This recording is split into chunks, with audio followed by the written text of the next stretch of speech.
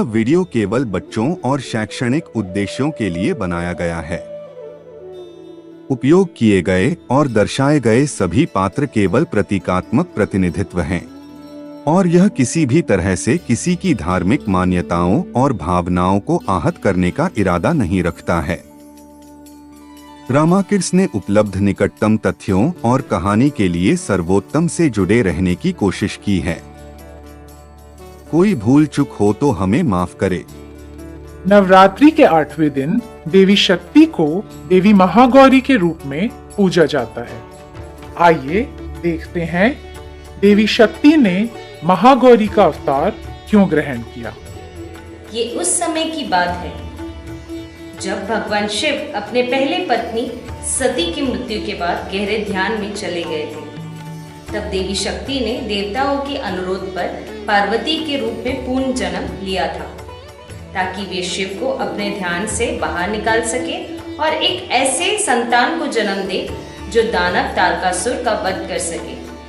वो ऋषि नारद ही थे जिन्होंने पार्वती को पिछले जन्म के बारे में और पार्वती के रूप में उन्हें पूर्ण जन्म के उद्देश्य के बारे में बताया था।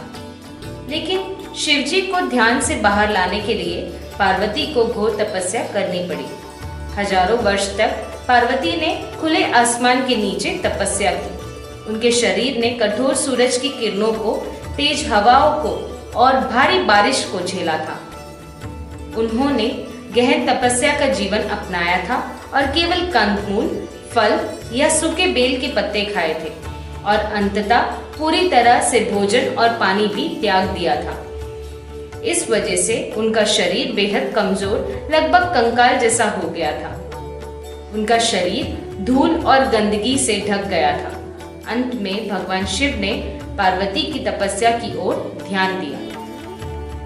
उन्होंने छद्म रूप से पार्वती की निष्ठा का परीक्षण भी किया और महसूस किया कि वे एक नए जन्म में उनकी सती ही है। इसके बाद शिव और पार्वती ने एक दूसरे से विवाह करने का फैसला किया।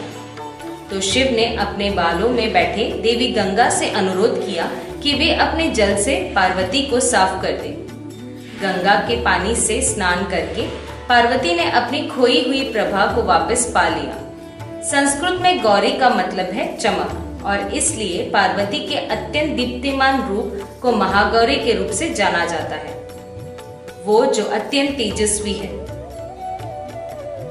महागौरी हम में से प्रत्येक के अंदर सहज पवित्रता, सुंदरता और पूर्णता प्रतिनिधित्व करती है और जब हम इनकी प्रार्थना करते हैं तो हम उनसे हमारे भीतर की इस पवित्रता, सुंदरता और पूर्णता को पहचान और निखारने में मदद करने को आग्रह करते हैं। नवरात्रि के 8वें दिन देवी शक्ति को देवी महागौरी के रूप में पूजा जाता है। धन्यवाद।